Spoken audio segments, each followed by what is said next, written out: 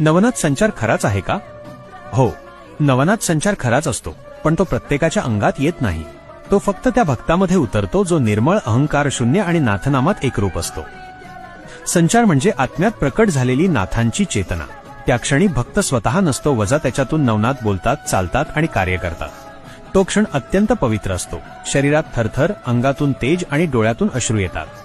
जुन्या काळातील नाथभक्त सांगतात, जेव्हा भक्त खऱ्या भावाने नाथांना हाक मारतो तेव्हा नाथ त्याच्या अंगात येऊन त्याच्याद्वारे कार्य करतात.